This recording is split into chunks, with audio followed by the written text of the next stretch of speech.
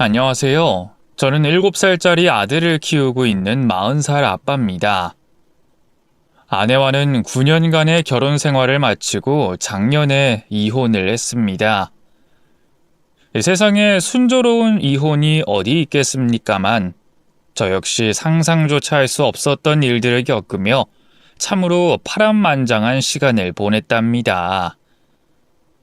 이제는 많이 안정된 상태지만 아직도 그때 일을 떠올리면 치가 떨리곤 하죠. 그 잊지 못할 일련의 사건들을 오늘은 큰맘 먹고 이야기해 보려고 합니다. 제 삶은 어린 시절부터 그리 평탄하진 못했습니다. 아버지는 바람이 나서 거의 가정을 내팽개치시다시피 했고, 집에 들어오는 날들이 손에 꼽을 정도였답니다. 당연히 경제적으로도 도움이 되질 않았죠. 엄마는 어린 누나와 저를 두고 하루에 12시간씩 식당에서 일을 해야 했습니다. 엄마, 나 옷 사게 돈 좀 줘. 바늘들이 거지라고 놀린단 말이야. 고등학생이 된 누나는 날마다 돈 문제로 엄마를 닥달하기 시작했습니다. 엄마는 그런 누나에게 철 좀 들라고 야단을 치셨고요. 늘 집안은 고성과 악다구니로 넘쳐났습니다. 누나의 심정을 이해 못하는 건 아니었어요. 사실 저도 사정이 크게 다르진 않았거든요. 누나와 저는 각각 반에서 가장 가난한 아이였고, 빈곤은 숨겨지는 게 아니더군요. 여자인 누나에게 얼마나 창피하고 부끄러운 일이었을지 알 수 있었죠. 날이 갈수록 삐뚤어지는 누나가 참 안타까웠습니다. 저 또한 많이 힘들었지만 제 문제는 좀 다른 거였어요. 가난을 되물림하지 않기 위해선 공부밖에 답이 없다고 생각했습니다. 하지만 학원을 보내달라 떼를 쓸 수 있는 형편이 아니었죠. 그저 EBS 수업에만 죽어라 매달릴 수밖에 없었어요. 문제집이라도 원 없이 풀어보면 소원이 없겠다 싶었습니다. 저는 엄마를 졸라 주요 과목 문제집 하나씩만 사서 몇 번씩 되풀이해서 풀어대곤 했습니다. 그걸 옆에서 지켜보던 짝 동규가 하루는 자신의 문제집을 저한테 내밀며 말했어요. 야, 네가 내 문제집 좀 풀어주면 안 되냐? 엄마가 가끔 열어보고 검사해서 말이야. 동규의 것을 열어보니 정말 방금 산 것이나 다름없는 새 문제집이더라고요. 진짜? 내가 네 거 다 써도 돼? 당근이지. 야, 이왕이면 최대한 지저분하게 써주라. 공부 많이 한 것처럼 보이게. 그 일이 있기 전까지 동규와 저는 거의 말도 섞어보지 않을 정도로 노는 물이 달랐습니다. 저는 키가 작고 왜소한 데다 말수도 적어 교실에 있는지 없는지 모를 그런 조용한 학생이었어요. 반면에 동규는 우리 반에서 키가 제일 크고 체격도 좋은 데다 얼굴이 잘생겨서 인기 만점이었습니다. 어울리는 친구들도 죄다 비슷한 아이들이었고요. 저는 그 일을 계기로 동규의 참고서와 문제집을 원 없이 빌려볼 수가 있었습니다. 동규의 어머니는 교육열이 대단하신 모양이었지만 동규는 공부엔 전혀 관심이 없었어요. 나중에 커서 배우가 될 거기 때문에 어차피 공부는 할 필요가 없다고 말하기도 했어요. 하루는 제게 필요한 참고서를 내일 좀 가져다 달라고 했더니 동규가 자기 집에 같이 가서 가져가라고 했어요. 학교에 들고 오기 무겁다나요? 그래서 저는 그날 처음으로 동규네 집에 가보게 됐습니다. 학교에서 멀지 않은 고층 아파트에 살고 있었고 어머니가 굉장히 세련된 미인이시더라고요. 늘 피곤에 쩌들어진 거친 피부의 엄마를 생각하니 마음이 찡할 정도로 비교가 됐습니다. 종훈이라고? 동규 친구 중에 이렇게 반듯한 애가 다 있었네. 엄마, 얘 우리 반에서 1등이야. 장난 아니지? 어머, 진짜? 우리 동규랑 친하게 지내. 집에도 자주 놀러 오고, 알았지? 너희 저녁 아직 안 먹었지? 잠깐 기다리고 있어. 잠시 후 차려진 저녁 식탁에 정말 깜짝 놀라지 않을 수가 없었습니다. 엄마 없이 누나와 저 둘이 하는 식사는 늘 김치와 스팸, 김밖에 없는 초라한 밥상이 다였거든요. 미리 예고한 것도 아닌데 동규 어머니가 준비해 주신 저녁 식사는 12첩 반상이나 다름없었습니다. 그런데도 동규는 그 밥상을 앞에 두고 입이 대빨 나와서는 불평을 했어요. 아이, 밥 싫다니까. 치킨이랑 피자 시켜주지. 아이, 그럴 걸 그랬나? 종훈이도 치킨이나 피자가 더 좋아? 다음에 또 놀러와. 그때 같이 먹자. 동균의 어머니는 저를 배웅하시면서까지 꼭 놀러오라고 신신당부하셨어요. 동규가 허구한 날 날라리 친구들이랑 어울려 다니는 게 마음에 안 드셨었는데 반에서 1등인 친구를 데려오니 매우 흡족하셨던 모양이더라고요. 그날 이후 저는 가끔 동균의 집에 함께 가서 책을 빌려오고 저녁을 얻어먹곤 했습니다. 맛있는 것을 얻어먹는 것도 좋았지만 무엇보다 그렇게 좋은 집, 좋은 환경을 경험해보는 게 저에겐 설레는 일이었어요. 나도 열심히 공부해서 꼭 이런 집에 살아보겠다는 의지를 불태우는 계기가 되기도 했습니다.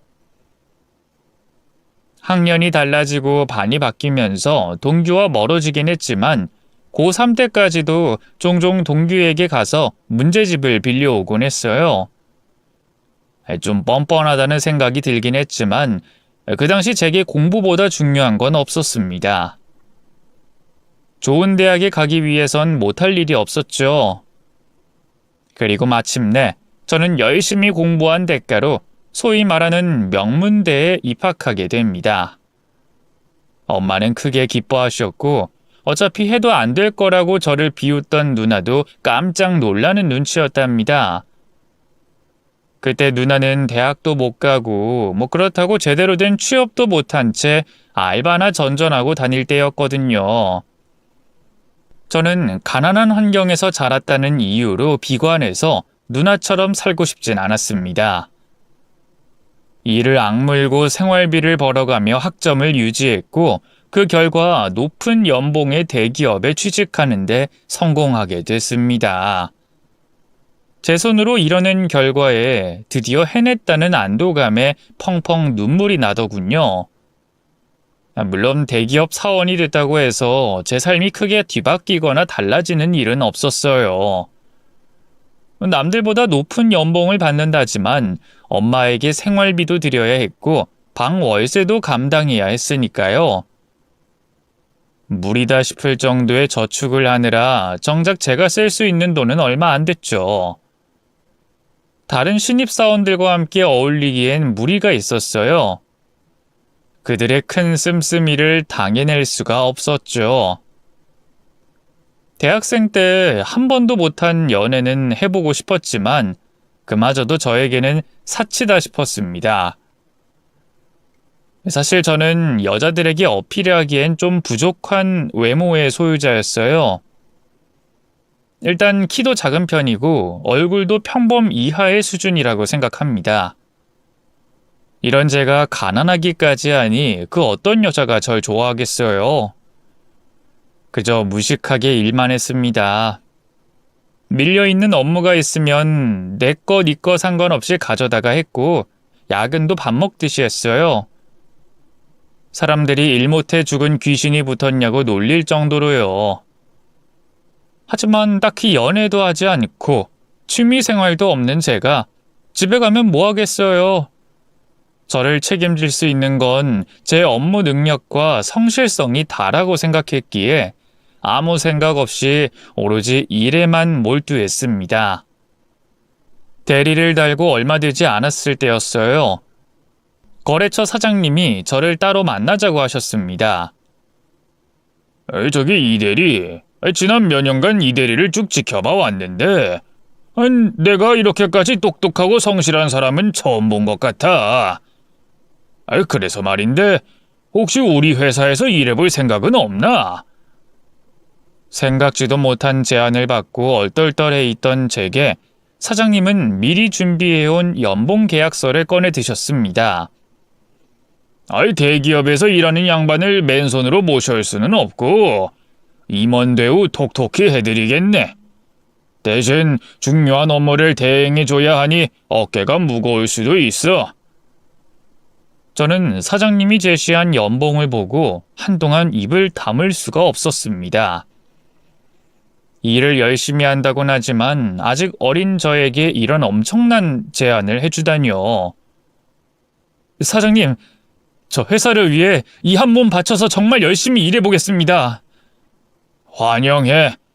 작은 회사지만 이들이 뜻을 펼칠 수 있게 나도 최선을 다해서 도울게. 그렇게 해서 저는 대기업을 나와 중견업체의 요직으로 자리를 옮기게 됐습니다. 사장님이 갖고 계신 작은 아파트를 공짜로 쓰게 해주신 데다 연봉까지 높아지니 제 생활은 그때부터 확 펴기 시작했어요. 제가 일을 하면 할수록 성과급도 많이 주셔서 조금은 여유로운 생활이 가능해졌던 겁니다. 그러자 마음에도 여유가 생겼는지 그동안 생각도 못했던 연애에도 관심이 생겼습니다. 그때 마침 사무실의 동료가 제게 소개팅을 해보지 않겠냐고 제안을 해왔어요. 동료가 보여준 사진 속에선 은하가 화사하게 웃고 있었습니다. 사진으로 보기에도 여간 미인이 아니었어요. 저는 거의 첫눈에 은하에게 반했습니다. 너무 미인이신데? 저 같은 게 눈에 차겠어요? 이 팀장님이 어때서요? 이렇게 젊은 나이에 연봉도 훌륭하지, 능력도 출중하시지. 이 팀장님 데려가는 여자는 그야말로 땡 잡는 거예요. 저는 동료의 말에 등 떠밀려 난생 처음 소개팅이라는 걸 하게 됐고 거기서 은하를 처음 만났습니다. 은하는 직접 보니 더 아름다웠어요. 성격도 애교 있고 부침성이 있어 같이 있는 시간 내내 즐거웠습니다. 종은 씨는 참 대단하시네요. 대기업에 입사하는 것도 보통 일이 아닌데 거기서 또 지금 회사로 스카우트 되셨다면서요? 완전 능력자시라고 주선자가 자랑이 이만저만이 아니었어요. 과찬입니다. 그냥 할 줄 아는 게 일밖에 없어서 주어진 일 간신히 하는 것뿐이죠.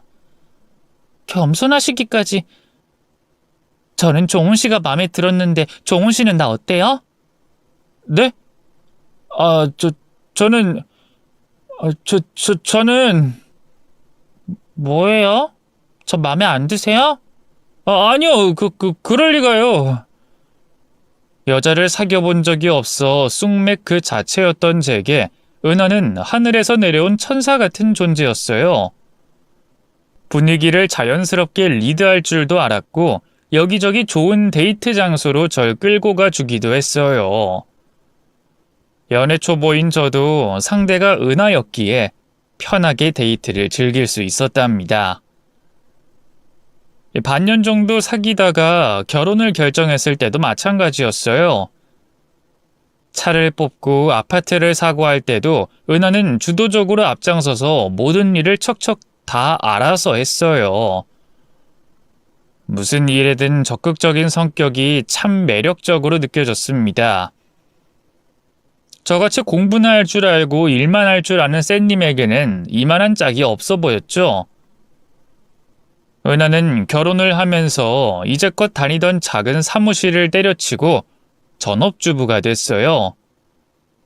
아파트 할부금, 차 할부금이 부담이 되긴 했지만 저는 또래에 비해 버는 액수가 남달랐기 때문에 아내에게 일을 시키고 싶진 않았습니다. 활발하고 외향적인 성격의 아내는 직장에 나가지 않아도 하루 종일 바빴어요. 당신은 이 미모를 유지 관리하는 게 얼마나 힘든 일인지 알아? 헬스에 요가 마사지샵, 문화센터까지 다녀오려면 하루가 48시간이라도 모자라. 그러게. 당신이 집에서 혼자 우울해하지 않고 바쁘게 돌아다닐 때가 있어서 나도 좋다. 아내는 신혼을 실컷 즐기다가 2, 3년 후에는 아이를 갖고 싶어 했지만 계획과는 달리 아기 천사가 빨리 찾아와 줬습니다. 아내를 닮아 아주 예쁘고 건강한 사내 아이였어요. 시우야, 아빠가 목욕시켜 줄게.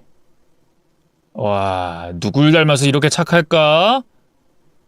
저는 바쁜 와중에도 최대한 빨리 퇴근해서 시우를 돌봤어요. 눈에 넣어도 아프지 않은 아들을 보는 것도 좋았지만 아내가 산후 우울증에 시달리기 시작해서였습니다. 이미 늙고 연로하신 엄마가 식당 일을 그만두고 와서 아이를 봐주겠다고 했지만 아내가 거부했어요. 시어머니와 함께 있으면 스트레스 받는다고요. 그래서 베이비시터를 상주시키고 일주일에 3번씩 가사 도우미도 불러줬지만 아내의 우울증은 쉽게 낫질 않았답니다. 몸매가 다 망가졌어. 운동하면 뭐해? 거울 보면 한심하기만 한데. 아니야, 당신 아직도 예뻐. 누가 당신을 보고 아기 엄마라고 하겠어. 아내는 몸이 망가진다며 모유 수유도 하지 않고 시터에게 아이를 맡긴 채 운동하러 다니기 바빴습니다. 점점 가정일에선 손을 떼기 시작하더니 아이 돌보는 것도 시큰둥하더라고요. 뭐 집안일이야 상관없지만 엄마가 아이를 돌보지 않으니 전 그게 너무 불만이었어요. 그러지 말고 시우랑 같이 시간 좀 많이 보내줘. 어린 아기한텐 엄마랑 애착 형성하는 시간이 얼마나 중요한데. 거봐, 당신도 날 그저 시우 엄마로만 보잖아. 난 아직 젊고 예쁜 여자이고 싶은데. 그건 오해야. 내 눈엔 여전히 당신이 세상에서 제일 예뻐. 오히려 제게 여자이길 거부한 건 아내였다고 저는 생각합니다. 시우를 낳은 이후 아내는 아예 부부관계에 아무런 관심이 없었어요. 초반엔 산후 우울증 때문이라고 생각했지만 시우가 3살이 되도록 제게는 곁을 내주지 않는 것이었습니다. 제가 불만을 토로하려 치면 아기 보느라 피곤한데 자기 생각은 하나도 해주지 않는다면서 오히려 큰 소리를 냈어요. 그런 상태가 오래가자 저도 나중엔 그냥 완전히 포기하게 되더라고요. 아내에겐 어떤 말을 해도 씨알이 먹히지 않으니 아내가 밤늦게 귀가해도 잔소리하는 일도 없었습니다. 속으로만 불만이 점점 쌓여갔죠. 그래도 우리 시우가 있었기에 시우를 보며 삶의 낙을 찾아가는 그런 시간들이었습니다. 하루는 누나가 시우를 보러 우리 집에 놀러 왔다가 저에게 말하더군요. 이렇게 너무한 거 아니야? 가정주부가 자기 애 하나 안 돌보고 나돌아다니기나 하고. 오늘 나 왔더니 시우가 고모고모 하면서 떨어지질 않아. 올케는 도대체 뭐가 그렇게 바쁜 거야? 가정주부라고 맨날 집에만 붙어있으란 법 있어? 자기 관리가 중요한 사람이야. 애는 내가 더 신경 써서 케어할게. 네가 이렇게 물으니까 올케가 점점 더 밖으로 돌지. 올케 혹시 밖에서 허튼 짓 하고 다니는 건 아니지? 허튼 짓이라니, 그게 무슨 소리야. 남자라도 만나고 다니는 거 아닌지 잘 살펴보라고. 네가 이렇게 쑥맥이니 마누라가 바람을 피고 다녀도 눈치나 채겠니? 아니, 누나는 무슨 그런 말도 안 되는 소리로 사람을 모함해? 누나가 봤어? 안 봐도 다 촉이라는 게 있어. 올케가 너한테 잘 보이겠다고 저렇게 맨날 몸매 가꾸고 꽃단장하겠니? 애한테도 관심 없이 나 몰라라 나돌아다니는데 너도 참 헛똑똑이다. 누나의 말이 어처구니 없다는 건 알고 있었지만 막상 그런 말을 들으니 기분이 좋진 않았습니다. 그때부터 아내를 유심히 지켜보기 시작했지만 딱히 의심 가는 부분은 없었어요. 하긴 누나가 알긴 뭘 알아. 은하는 원래부터 저랬다고. 그때쯤 우리 회사는 점점 더 성공 가도를 걷기 시작했고 저 역시 회사와 함께 성장해서 그야말로 남부럽지 않은 생활을 누리게 됐습니다. 제 또래의 친구들과 비교하자면 정말 어마어마한 성공이었죠. 그러자 고등학교 동창회에도 나가볼 생각이 들었습니다. 가난하고 찌질하던 내가 이렇게 잘 나가게 됐다는 걸 자랑하고 싶은 마음도 있었고요. 야, 오늘은 내가 쏜다! 다들 벨트 풀고 죽을 때까지 마시는 거야! 고등학교 시절 구석에 처박혀 공부만 하던 제가 카드를 꺼내들고 건배 제안을 하자 박수갈채가 쏟아졌습니다. 역시 사람은 성공하고 봐야 한다며 다들 축하해 주더군요. 정말 어깨가 으쓱하는 순간이었습니다. 야, 종훈아, 나 누군지 알겠어? 동규, 장동규! 그래, 반갑다. 야, 너 진짜 많이 변했다. 이야, 넌 여전히 근사하구나. 어떻게 지냈어? 그리고 그곳에서 거의 잊고 있던 얼굴, 동규를 만나게 됐습니다. 동규는 어렸을 때부터 꿈꿔왔던 배우가 되기 위해 노력해왔다고 했습니다. 대학도 연극영화과를 가고 그동안 수많은 영화, 드라마에서 엑스트라와 조역을 전전해왔지만 이렇다 할 성과는 없었다고 했습니다. 요즘은 근근히 입에 풀칠할 만큼은 일하긴 해. 근데 이제 마흔이 코앞이잖아. 배우로 성공하기는 이미 글렀지. 우리 아직 젊은데 뭐. 아직 기회 많은데 왜 벌써 그런 죽는 소리라고 그래. 아니야. 난 얼굴만 반반했지 연기력이 택도 없대. 아예 재능이 없대. 그래도 난 노력하면 될 줄 알았거든. 근데 안 되는 건 안 되는 거더라. 아, 그랬구나. 진작에 엄마 말대로 연예인 포기하고 공부나 열심히 했어야 했는데. 그치? 너 성공한 거 보니까 이제야 후회가 되네. 동규가 빌려준 문제집, 동규의 어머니가 차려주던 저녁밥상. 어리고 가난했던 제게는 그게 참 대단한 일이었는데 어쩜 이렇게 까맣게 잊고 있었던 걸까요? 그때도 마음속으로는 항상 고맙다고 생각했었지만 소심한 마음에 단 한 번도 제대로 표현해 본 적은 없었던 것 같아요. 이제라도 다시 동규를 만난 건 그때 입은 은혜를 갚으라는 뜻이 아닐까요? 동규야, 네가 취직 생각이 있다면 혹시 우리 회사에 들어와서 일해보지 않을래? 뭐? 난 경력도 없는데 그게 가능해? 날 너희 회사에 넣어줄 수도 있단 얘기야? 그럼 당연하지. 나 그 정도 입김은 있다, 회사에서. 고맙다. 고맙다, 자식아. 그렇게 해서 동규는 우리 회사에 입사하게 됩니다. 당연히 업무 능력은 많이 떨어졌어요. 하지만 동규는 머리가 좋고 눈치가 빨라서 일을 습득하는 데 많은 시간이 걸리진 않았어요. 애초에 주어진 일이 단순 사무니 자기만 열심히 하면 금방 배울 수 있기도 했죠. 키가 크고 잘생긴 데다 성격도 싹싹하니 다정한 동규를 싫어하는 사람은 아무도 없었어요. 동규는 금방 사무실의 인기 스타가 됐습니다. 참 저런 걸 보면 이 사람의 외모가 가진 힘이 정말 크다는 생각이 들더군요. 자주 가는 밥집, 카페 주인들까지도 서비스를 내주느라 여념이 없었습니다. 동규야, 오늘은 우리 집에 가서 저녁 먹자. 우리 아들 얼마나 예쁜지 보고 가. 야, 됐어. 재수씨가 밥 차리려면 고생하시잖아. 야, 내가 너희 엄마한테 얻어먹은 밥이 얼만데. 난 꼭 은혜 갚아야겠으니까 잔말 말고 쫓아와. 저는 동규를 데리고 우리 집에 갔고 아내와 시우와 함께 오랜만에 아주 즐거운 식사 자리를 가졌습니다. 동규는 워낙 분위기 메이커인데다 언변도 뛰어나서 오랜만에 집안에 웃음소리가 퍼져나갔습니다. 게다가 그 큰 손으로 시우를 번쩍 안아들어 빙빙 돌려주니 시우도 자지러지게 웃곤 했어요. 삼촌, 삼촌 하며 어찌나 목매이게 부르며 쫓아다니는지. 바로 옆에 있는 아빠는 섭섭할 지경이었다니까요. 남편이 집에 친구를 초대한 게 이번이 처음이었거든요. 정말 반가웠어요. 시우가 삼촌 너무 좋아하니까 앞으로도 종종 놀러 오셔야 돼요. 아이, 그럼요, 재수씨.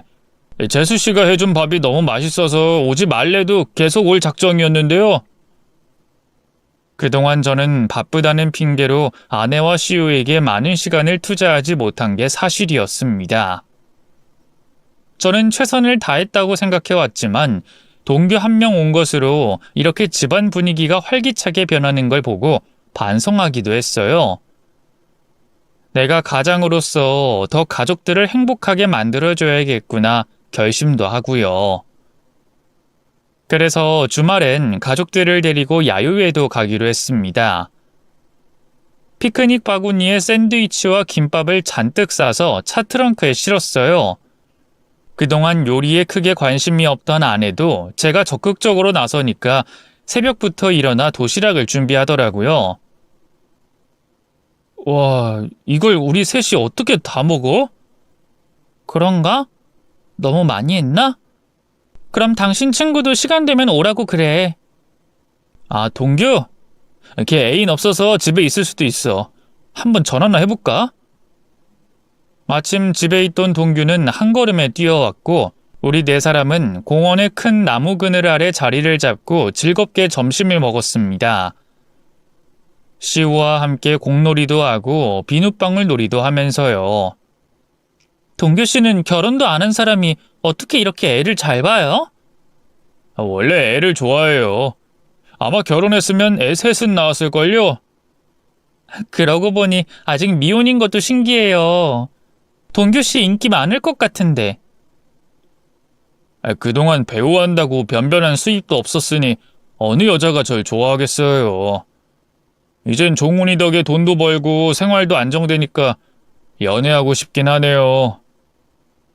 동규 씨는 어떤 여자가 이상형이에요? 재수 씨처럼 예쁜 여자? 아이, 동규 씨도 참. 근데 그런 여자가 흔치는 않더라고요. 종훈아, 넌 전생에 나라고 한 줄 알아라. 동규와 아내는 죽이 잘 맞았고 덕분에 아주 즐거운 주말을 보낼 수가 있었어요. 화기애애한 분위기 속에 가족들과 시간을 보내고 나니 이런 게 어릴 때부터 내가 꿈꿔오던 가족이었구나 하는 생각이 들더라고요. 아빠 없는 가정에서 성장하다 보니 아빠의 역할이 무엇인지 제가 잘 몰랐던 것 같아요. 유복한 집안에서 사랑받으며 자란 동규를 보며 많이 배워야겠다는 생각을 하곤 했습니다. 머지않아 동규는 회사 근처로 오피스텔을 얻었습니다. 그렇다 보니 물론 우리 집과도 가까웠죠. 근데 맨날 퇴근하면 집으로 직행해선 틀어박혀 있는 눈치라 친구랍시고 보기 딱하더군요. 또 집이냐? 여자 울리고 다니느라 바쁜 줄 알았더니 불금인데 데이트도 없냐? 그러게 예전 같지가 않네. 하하 웃어 보이는 얼굴이 어쩐지 씁쓸하게 느껴지는 건 기분 탓일까요? 그렇잖아도 기회될 때마다 혼기가 찬 여직원들에게 넌지시 떠보곤 했어요. 동규 괜찮지 않냐? 만나볼 의향이 있으면 내가 나서서 소개시켜주겠다 하고요. 그런데 의외로 정색을 하더라고요.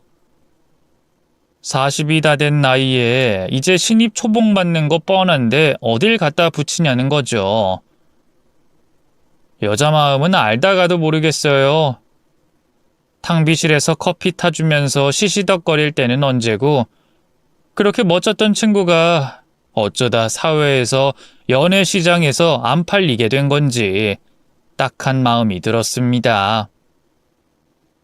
솔직히는 과거와 반대의 입장이 된 듯한 기분에 우쭐함이 아주 없었다고는 말하지 못하겠습니다.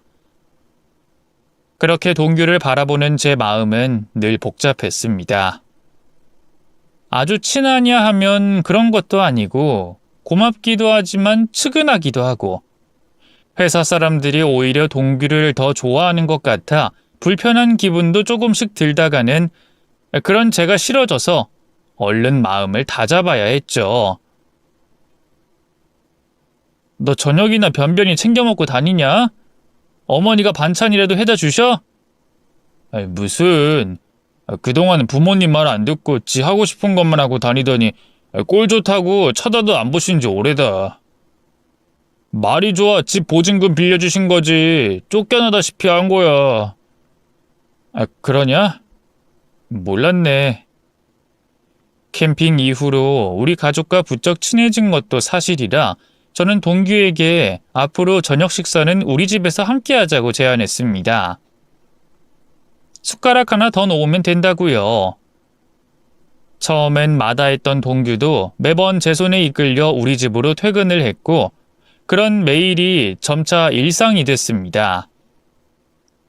시우 친구 엄마들과도 친하게 지내지 못하던 아내였지만 집에 사람이 드나들어서인지 언제 우울했냐 싶게 생기를 찾아갔습니다. 요리를 배우겠다며 문화센터도 다니고요. 어머, 매번 뭘 이렇게 들고 오세요? 에이, 그래도 밥값은 해야죠. 와인을 한 병 들고 온 동규는 무슨 이름을 댔습니다. 우리 남편은 술이라면 소주밖에 모른다니까요. 촌스러워선. 오늘 메뉴는 스테이크인가요? 마침 딱 어울리겠는데요. 어쩜 동규 씨는 진짜 모르는 게 없으시네요. 둘이 어울려 저를 씹어댔지만 하나도 기분이 나쁘진 않았습니다. 시어머니나 친구 붙잡고 남편 욕하면서 스트레스를 풀기도 해야 하는데 아내는 통 그럴 기회가 없었잖아요. 그래서 더 날카로워졌는지도 모르고요. 그래, 이 세련된 친구 장가 좀 보내줘봐. 소개시켜줄 만한 친구 없어? 내가 친구가 어딨어. 출산이며 육아에 시달리느라 연락도 다 끊기고. 아내의 갑작스러운 신경질에 분위기가 삽시간에 얼어붙었습니다. 어린 나이에 한 결혼도 아니고 또래 친구들도 처지는 다 마찬가지 아닌가요? 늘 받아주는 편이었던 저도 친구 앞에서 안 좋은 꼴을 보이다 보니 민망함이 앞서 울컥해버렸습니다. 없으면 그만이지 왜 갑자기 성질이야 손님 앞에서. 내가 언제 성질을 부렸다 그래? 누가 들으면 맨날 그러는 줄 알겠어? 그럼 아니야? 됐다. 꽁하니 입을 다문 저는 일어나 자리를 치우기 시작했습니다. 와인 한 병을 셋이 나눠 먹었는데도 도수가 꽤 높아 술이 올랐었나 봅니다. 좌불안석이 된 동규가 그제야 눈에 들어왔습니다. 시우야, 다 먹었으면 일단 씻으러 갈까? 황당했을 동규는 오히려 우리 사이를 중재해줬습니다. 놀란 시우를 방에 데려다주고 나와서 뒷정리를 도왔습니다. 그냥 들어가 버리려는 와이프에게 일부러 웃으며 계속 말을 걸었습니다. 바람이나 쐬자 싶어 현관을 나서는데 잽싸게 동규가 따라 나왔습니다. 주차장 입구에 있는 주민 흡연 공간은 제가 가끔 찾는 곳이었습니다. 저는 군대 때 배운 담배를 몇 년 동안 피웠는데 흡연자는 싫다는 아내의 말에 단칼에 끊어버렸습니다. 최근엔 부쩍 몰래 피워 무는 일이 늘어난 느낌입니다. 동규도 보조 출연을 할 때 오랜 시간 대기하며 모여서 피는 맛이 그렇게 좋더라며 한 대 가져갔습니다. 아까는 미안하다. 불편했지? 뭘. 우리가 매일 얼굴 보고 사는데 이런 일 저런 일 다 보는 게 당연하지. 고맙다. 그래도 네가 있어서 한결 낫다. 와이프 한번 삐지면 며칠 가는데 어느 정도 풀어진 것 같네. 동규는 얼굴만 잘생긴 게 아니었습니다. 매사 호감가게 행동하는 녀석을 보면 매번 제 부족함을 느끼게 됩니다. 이런저런 잡담을 나누다가 갑자기 생각난 게 있었습니다.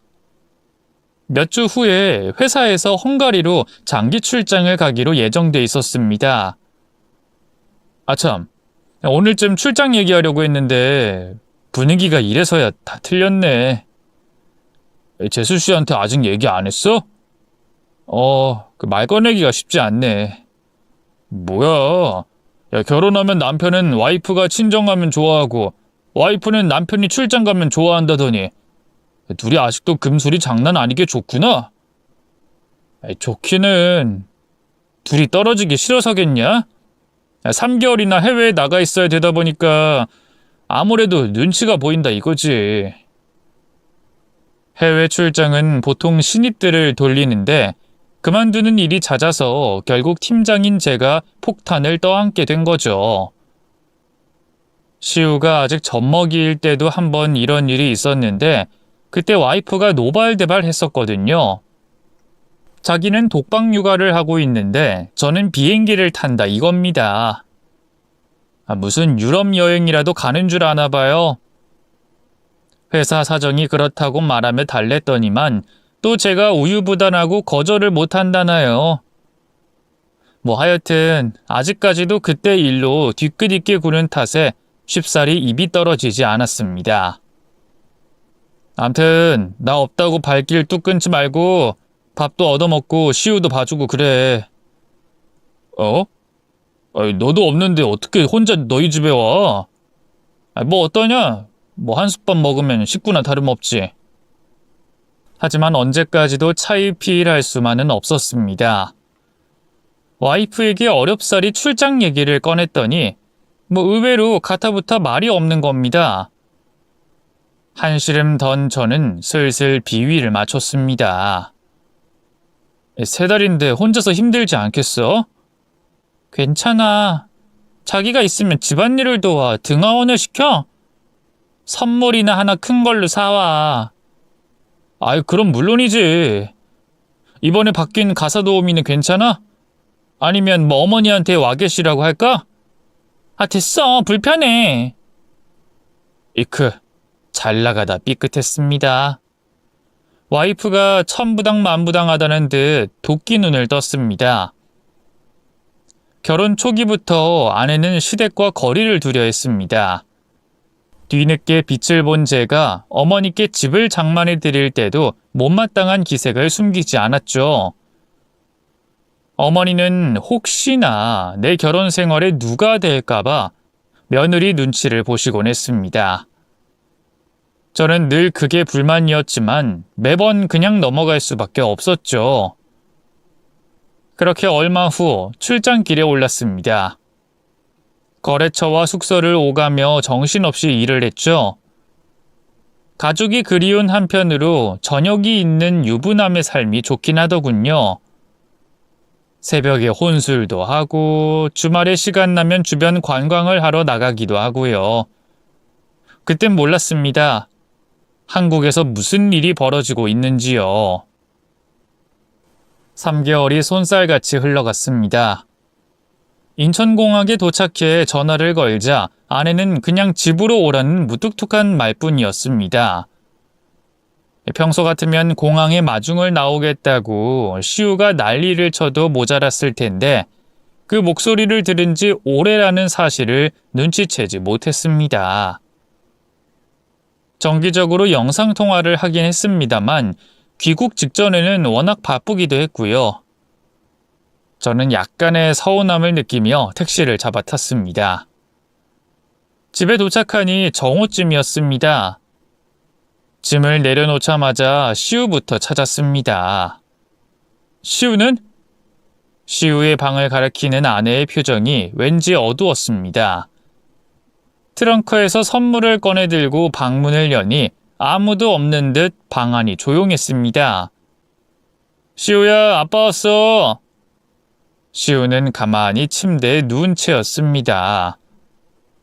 자니? 침대맡에 앉아 아들의 머리를 쓸어보는데 멍하니 저를 쳐다보는 겁니다. 반겨야 할 시우가 아무 말도 하지 않는 게 어딘가 이상했습니다. 시우 어디 아파?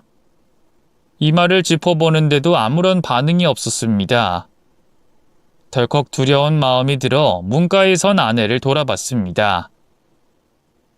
시우 실어증이래. 뭐? 상상도 못한 말에 귀를 의심했습니다.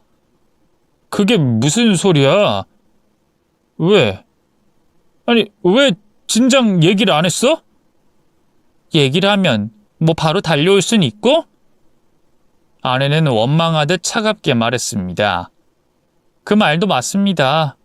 제가 오고 싶다고 열일 제치고 올 수 있었을지는 장담할 수 없었죠. 그렇다 한들 아이가 아픈 걸 까맣게 몰라야 하나요? 대체 무슨 일이 있었는데? 보통 실어증이란 건 사고가 나거나 큰 충격을 받거나 그렇잖아. 흥분해서 닥달했지만 아내는 이렇다 할 대답이 없었습니다. 답답해서 속이 터질 것 같았습니다. 시우에게 달려들어 눈을 맞추고 얼굴을 더듬었습니다. 시우야, 아빠 알아보는 거지? 그치? 시우는 입을 버끔거렸지만 말을 내뱉지는 못했습니다. 혼란스러운 눈빛으로 저와 아내를 힐끔거리기만 할 뿐이었습니다. 괜찮아. 금방 나을 수 있어. 시우의 여린 어깨를 움켜쥐고 있다가는 울컥해서 끌어안았습니다. 절망과 죄책감에 눈물이 절로 치솟았습니다. 가만히 보고 있던 아내가 시우에게서 저를 떼어놨습니다. 가뜩이나 아픈 애 붙잡고 뭐 하는 거야? 그냥 가만히 쉬게 내버려둬. 아내의 말이 맞았습니다. 무거운 마음으로 아이의 방을 나와 소파에 주저앉았습니다. 온몸이 주체할 수 없이 후들후들 떨렸습니다. 병원에선 뭐래? 일시적인 언어장애는 며칠 내 정상으로 돌아오는 경우도 있대. 뇌 손상은 없으니까 좀 지켜보자고. 그런데 아내의 반응이 좀 이상했습니다. 남의 일인 양 시큰둥한 것이 마치 회피하는 것처럼도 보였습니다. 현실 부정이라든가 뭐 그런 걸까요? 미칠 것 같은 사람은 저 혼자뿐인 것 같았습니다. 지켜보다 낫지 않으면. 근데 갑자기 이런 일이 왜 생겨? 이 지경이 되도록 당신은 뭐 했어? 그러는 당신은 우리 곁에 있었어? 아내는 갑자기 울부짖으며 히스테리를 부렸습니다. 자신이 비난받을까 두려워서인지 내 탓을 하고 싶어 했습니다. 그래요, 뭐 제 잘못이었죠. 출장을 3개월이나 가지 않았더라면, 진작에 시우의 육아에 신경 썼더라면, 시차 적응을 하지 못한 몸도 정신도 노곤했지만 편히 쉴 수도 없었습니다. 가족과 가까운 사람들에게 알려야 할 텐데 어디서부터 어떻게 말해야 할지 모든 것이 혼란스럽기만 했습니다.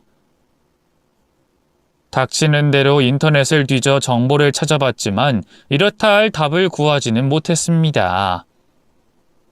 퍼뜩 다음 날에는 출근을 해야 한다는 사실을 깨달았습니다.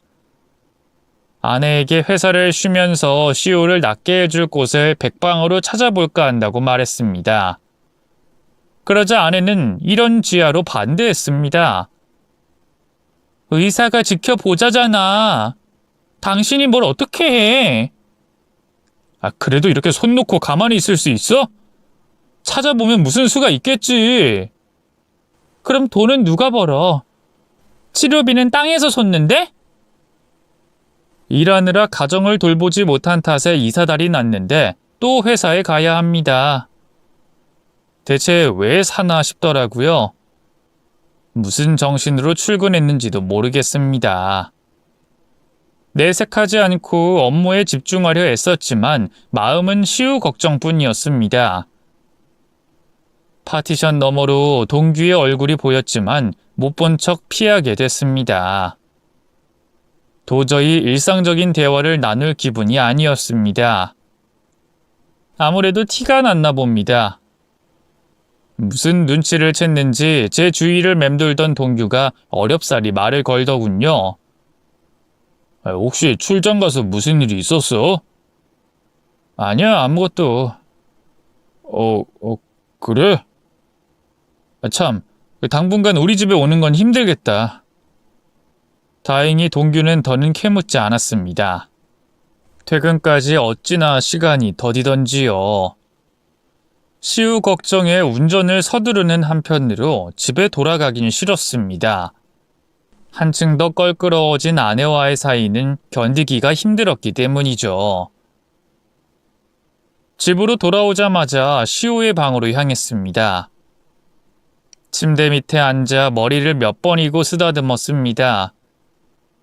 나를 쳐다본 시우가 으으하고 앓는 신음을 냈습니다. 아예 소리를 내지 못하는 건 아니었습니다. 뇌신경이나 성대를 다친 게 아니니까요. 정말 좋아질 수도 있겠다. 조금이나마 희망이 생긴 저는 책꽂이를 뒤져 시우가 어릴 때 보던 책을 찾아냈습니다. 시우야, 이거 한번 연습해볼까? 처음 한글을 배울 때 쓰는 단어책이었습니다.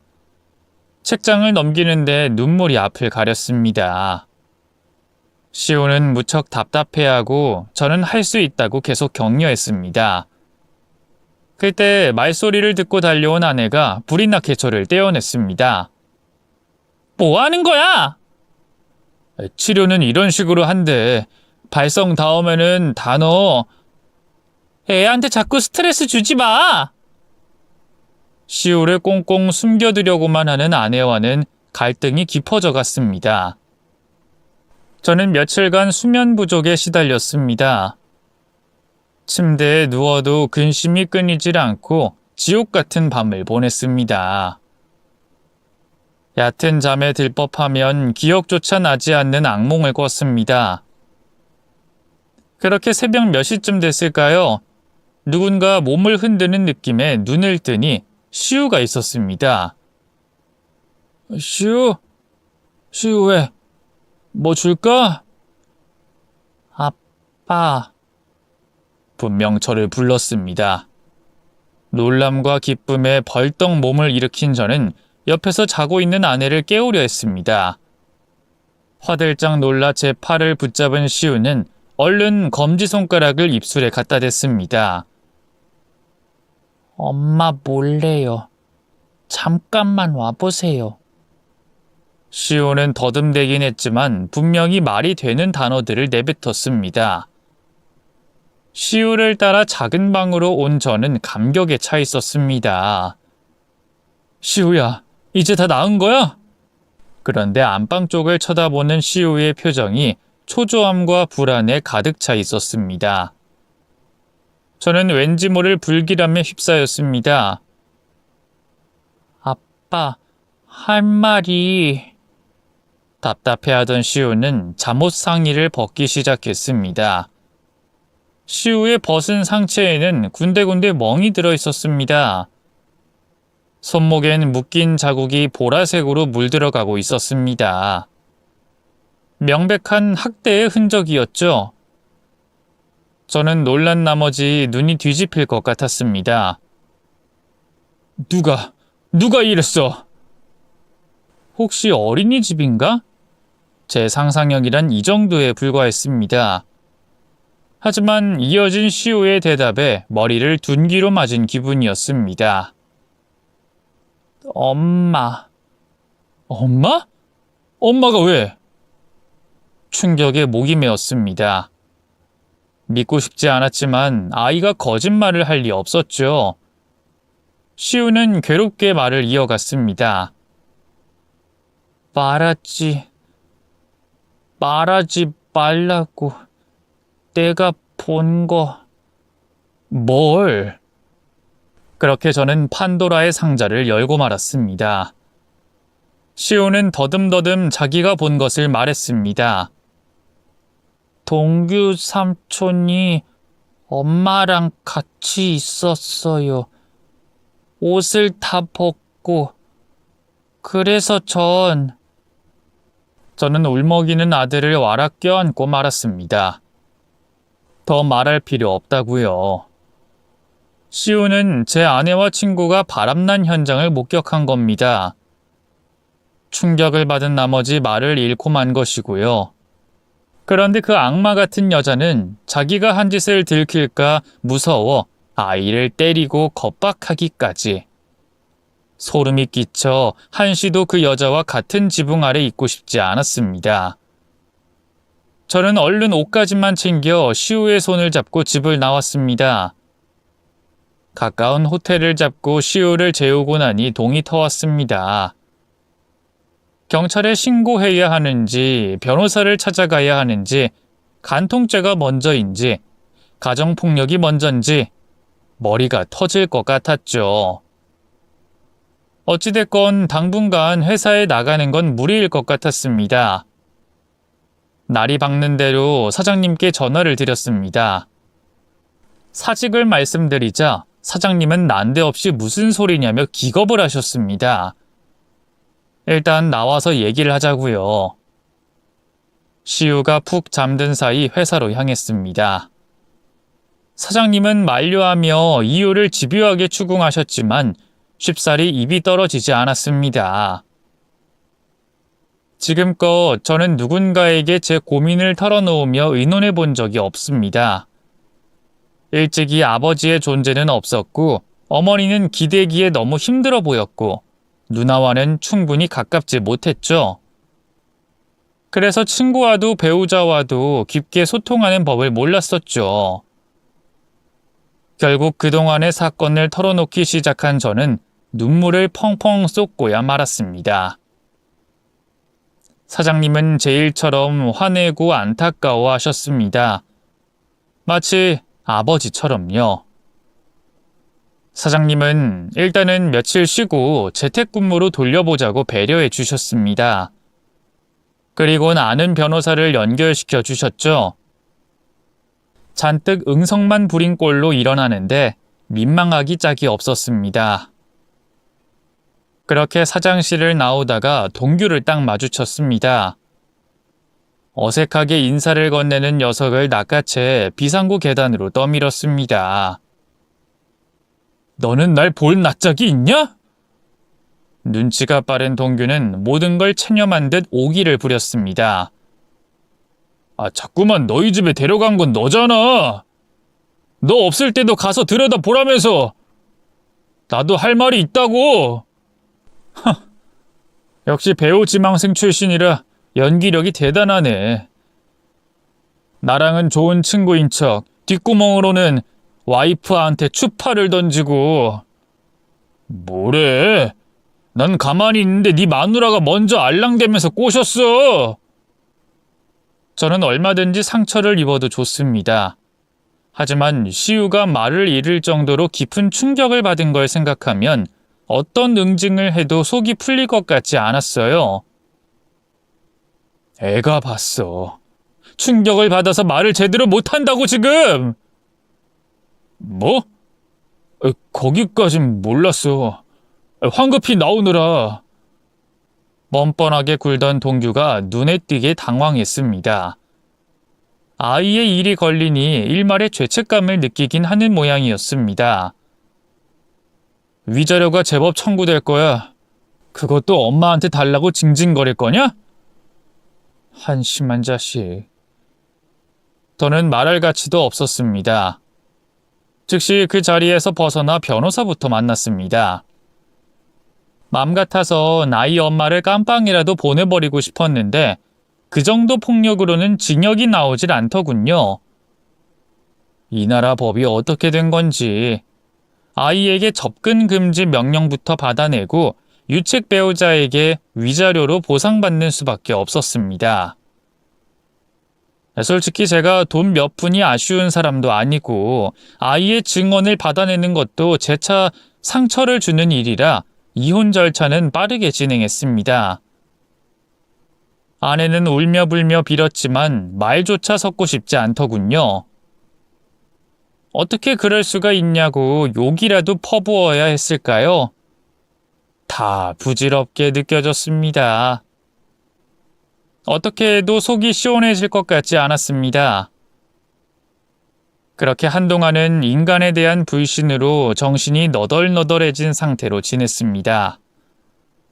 치료를 시작한 시우는 빠르게 호전돼 이제 초등학교 입학을 앞두고 있습니다.